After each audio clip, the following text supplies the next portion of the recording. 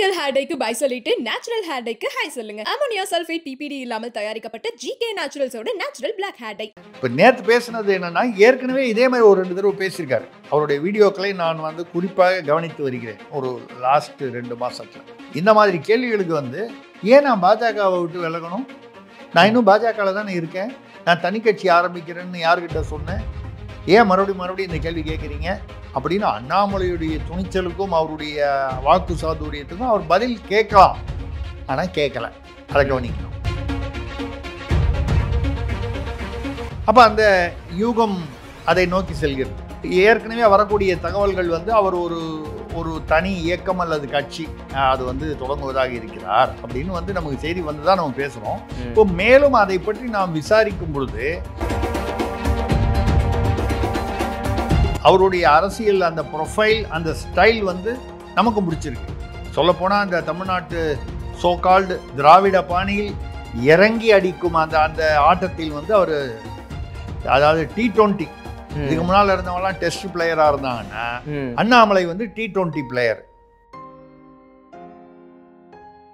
என்னை பொறுத்தவரை அண்ணாமலைக்கு நிச்சயமாக தமிழ்நாட்டு அரசியலில் நிச்சயமாக ஒரு நல்ல எதிர்காலம். அப்படி வரும்பொழுது அது பாஜகவிலா எங்கு அப்படிங்கிறது அங்கே கேள்வி. எனக்கு தெரிந்தவரை வந்து அவர் வந்து அறிவிப்பு எதுவும் செய்வதாக இருந்தாலும் நவம்பர் 2க்கு பிறகு செய்ய சொல்லி யாரோ இந்த ஜோதிட ஆலோசனை சொன்னதாக சொல்கிறார்கள். அது எப்படின்னு தெரியல நமக்கு. இன்னொன்று நவம்பர் 14 வரைக்கும். இதில் என்னன்னால் ஆக அவர் வந்து நான் வந்து விலகப் போவது இல்லைனோ புதிய கட்சி ஆரம்பிக்க போவது இல்லைனோ சொல்லலை. உங்களுக்கு தெரியாமல் நான் எப்படின்னா கண்டிப்பாக உங்களுக்கு சொல்லாமல் ஆரம்பிக்க மாட்டேன், சொல்லாமல் செய்ய மாட்டேன், உங்களை வச்சு தான் பிள்ளையார் சொல்லி போடுவேன்னா, அதாவது செய்ய போகிறேன். இப்போ அவர் வந்து எப்படி ரஜினிகாந்தை எப்படி தனியாக கட்சி ஆரம்பிக்க வைத்து பின்னால் இருந்து பாஜக ஒரு தோழமையாக இருந்து அப்படி ஒரு திட்டம் இருந்ததோ அதே திட்டம்தான் இப்பொழுது அந்த ரஜினி இருக்கும் இடத்தில் அண்ணாமலை என்று ஒரு தகவல் இருக்கிறது. அப்போ அண்ணாமலை இயக்க போவது பின்னாளிலிருந்து ஒரு ஆள் இயக்குறாங்க. அதான் அமித்ஷா தான்.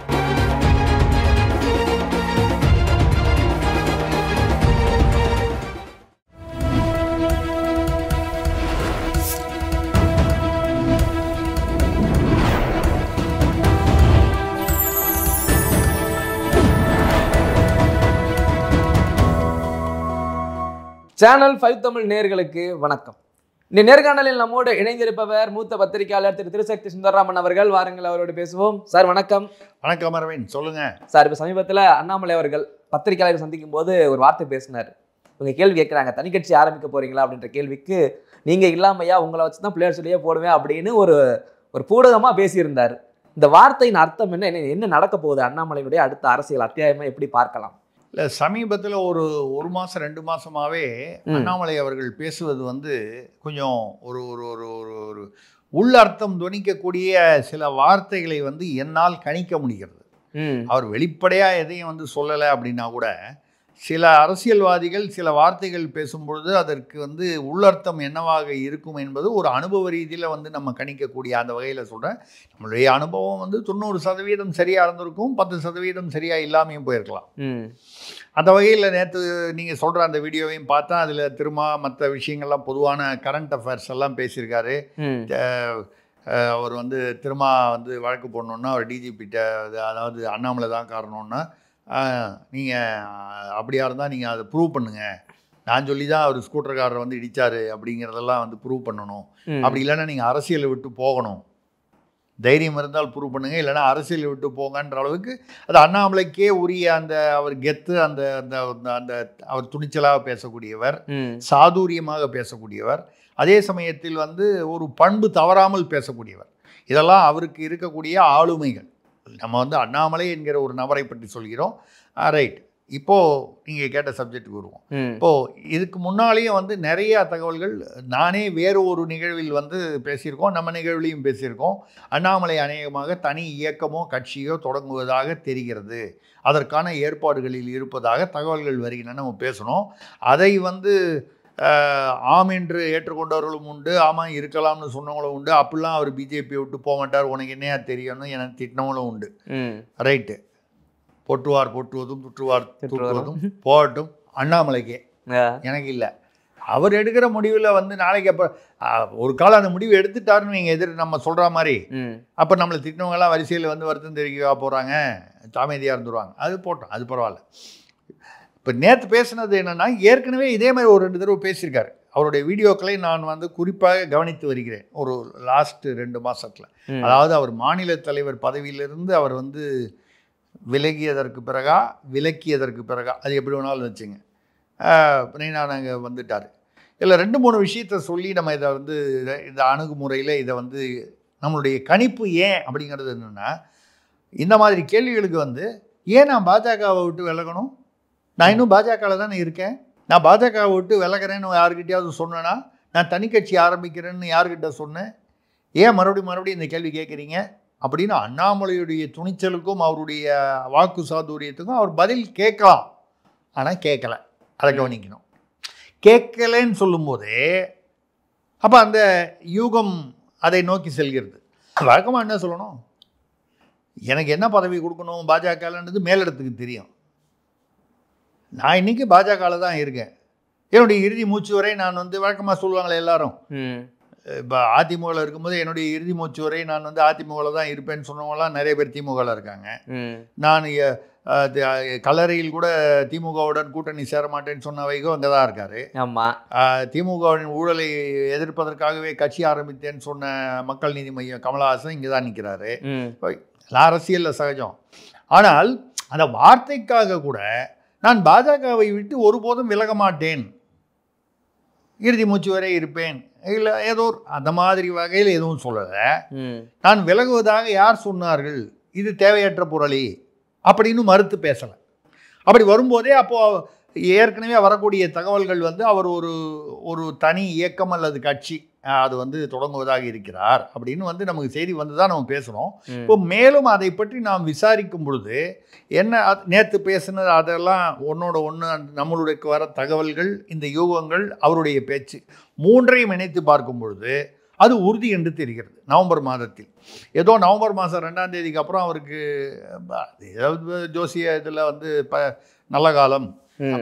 அதே மாதிரி அங்கே பாஜகவும் வந்து அங்கே பார்த்தீங்கன்னா நவம்பர் 14 வரைக்கும் அவங்க பீகாரில் பிஸியாக இருப்பாங்க. அந்த தேர்தல் முடிவு வர வரைக்கும் கிட்டத்தட்ட ஆட்சியை பிடிக்கும் அதை தக்க வைக்கும் நிலைமையில் இருக்கிறது தேசிய ஜனநாயக கூட்டணி.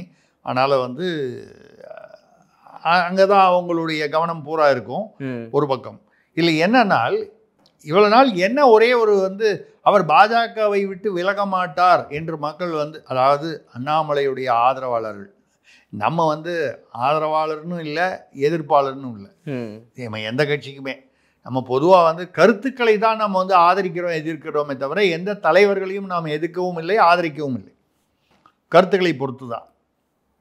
அந்த வகையில் நாம் அண்ணாமலையுடைய ரசிகர் என்று சொல்லலாம். அவருடைய அரசியல் அந்த ப்ரொஃபைல், அந்த ஸ்டைல் வந்து நமக்கு பிடிச்சிருக்கு.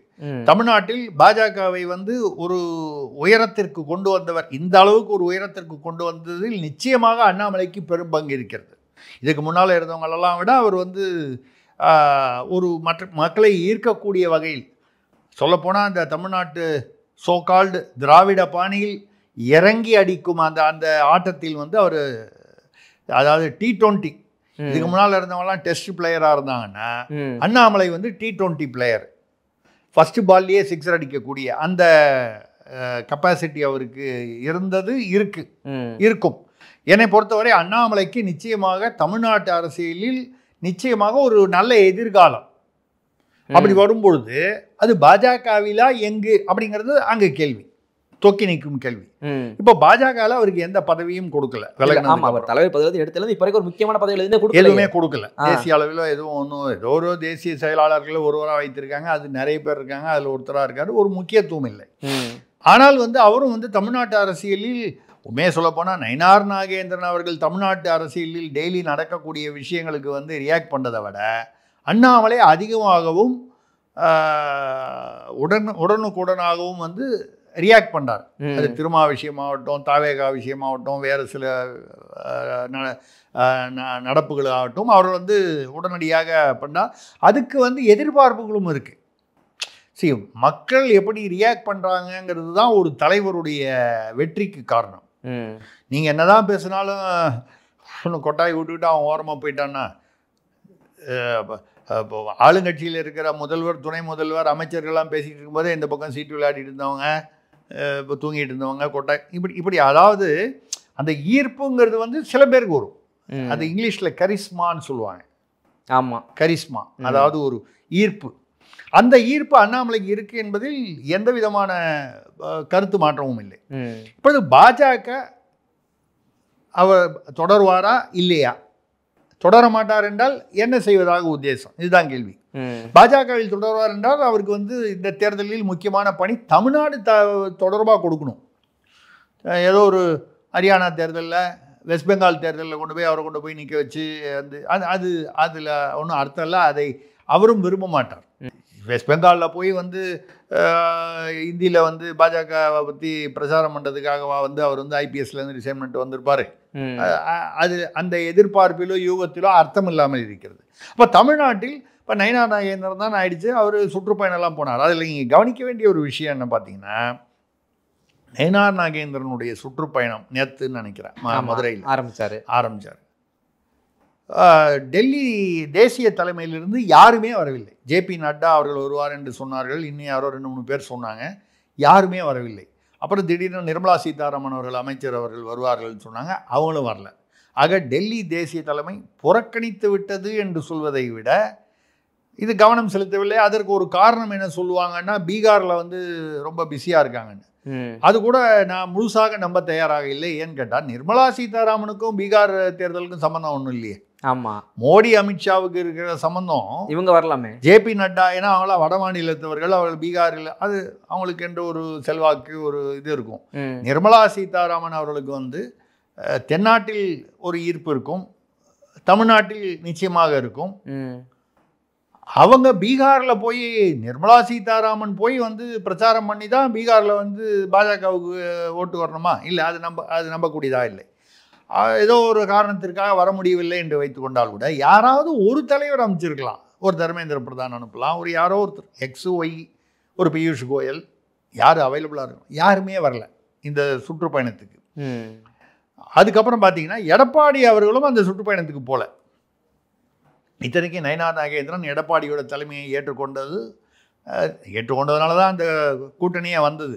ஆக்சுவலாக அண்ணாமலைக்கும் எடப்பாடியாருக்கும் உள்ள அந்த ஈகோ கிளாஷ்னால தானே அந்த அது ஒத்து வராமல் இருந்தது. அண்ணாமலையை வந்து விலக்க வேண்டிய, இல்லை அவர் விலக வேண்டிய அந்த சூழ்நிலை வந்தது.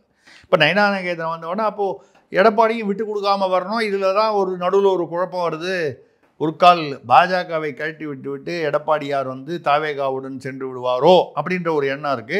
அதே சமயத்தில் காங்கிரஸும் வந்து தாவேகாவுடன் வந்து பேச்சுவார்த்தை நடந்து கொண்டிருக்கிறது. இப்போ தாவேகா வந்து தமிழில் சொல்லப்போனால் எடுப்பார் கைப்பிள்ளை மாதிரி ஆயிடுச்சு. எல்லாரும் வந்து அந்த குழந்தையை தூக்கிக்கணும். சின்ன ஒரு அழகான குழந்தை தவிர்ந்து வருது அப்படின்னா டக்குன்னு அந்த குழந்தையை தூக்கி ஆசையாக இருக்கும் இல்லையா? அது மாதிரி ஆயிட்டார் விஜய். இப்போ யார் வேணாலும் அவரை தூக்கி கொஞ்சணும்னு ஆசையாக இருக்குது, அவங்களுடைய அரசியல் லாபத்திற்காக.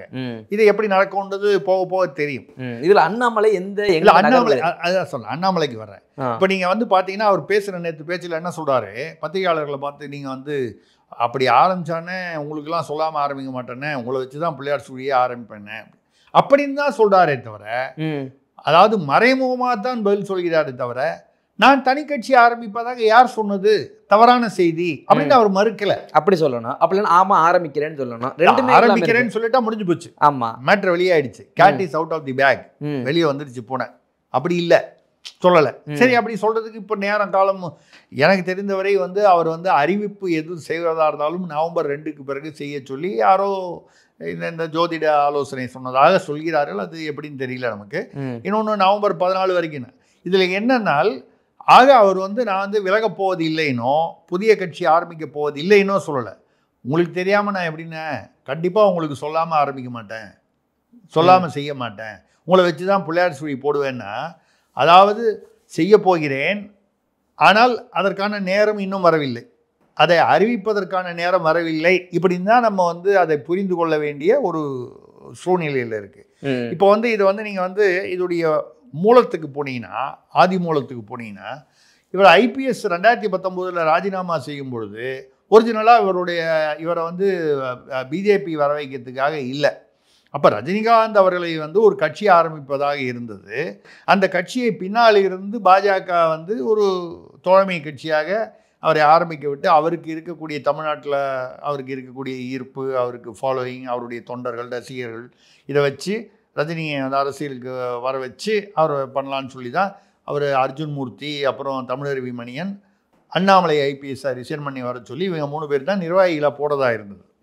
எங்கள் ரஜினிகாந்துடைய அந்த புது கட்சியில் கடைசி நிமிஷத்தில் அவர் என்ன காரணத்துக்காகவோ அவர் வந்து அரசியல் வேண்டாம்னு முடிவு பண்ணி விலகிட்டார். அப்படியே கம்ப்ளீட்டாக அது வந்து ஒரு பெரிய ஒரு மணல் வீடு கட்டின மாதிரி அப்படியே சரிஞ்சு போச்சு.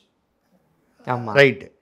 அப்போது அர்ஜுன் மூர்த்தி அவர்கள்லாம் வந்து நேரடி அரசியல்வாதிகள் அப்படி வரல, அப்படி பட்டும் படாமல் இருந்தாங்க. தமிழருவி மணியனும் வந்து நேரடியான தேர்தல் அரசியலுக்கு வரல. அவர் வந்து ஒரு நல்ல மனிதர், ஒரு நல்ல எண்ணங்கள் கொண்டவர், தமிழ்நாடு நல்லபடியாக வரணுங்கிறவர், அந்த மாதிரி தான் தேர்ந்தெடுத்தாங்க.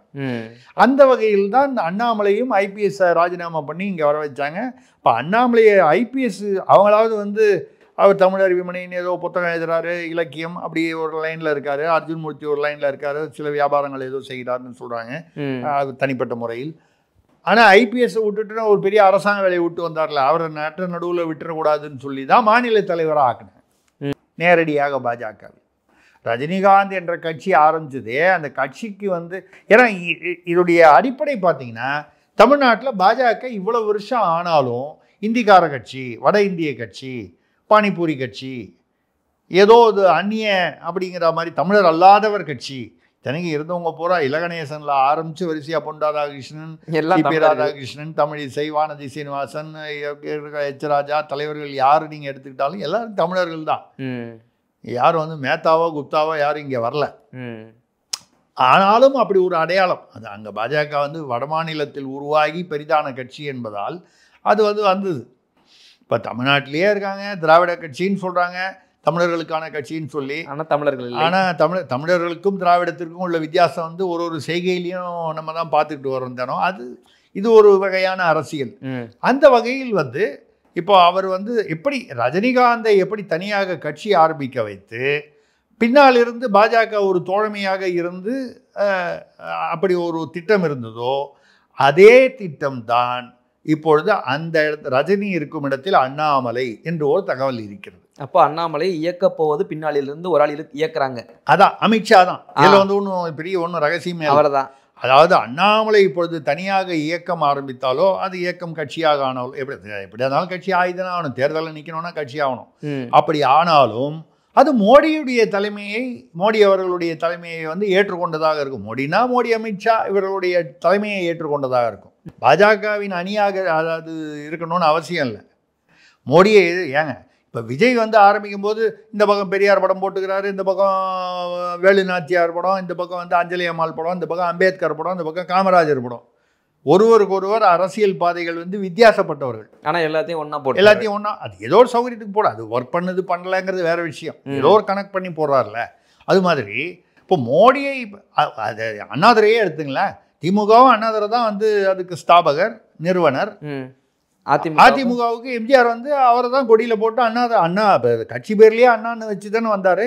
அப்போ 2 பேருக்கும் பொதுவானவர் அண்ணாதுரைங்கிற ஒரு அர்த்தம் வந்துடுது இல்லை. அப்போ ஏன் வந்து பாஜகவிற்கும் அண்ணாமலை தொடங்கப் போகும், அதை தொடங்குவதாக இருப்பதாக சொல்லப்படும் அந்த கட்சிக்கும் அதே மோடி அதே அமித்ஷா வந்து பொதுவானவர்களாக ஏன் இருக்க முடியாது? எம்ஜிஆருக்கு திமுக அதிமுகவுக்கு இருந்த அதே அந்த அந்த கோட்பாடு விஜய்க்கு இன்று இருக்கக்கூடிய கோட்பாடு ஏன் அண்ணாமலைக்கு இருக்கக்கூடாது?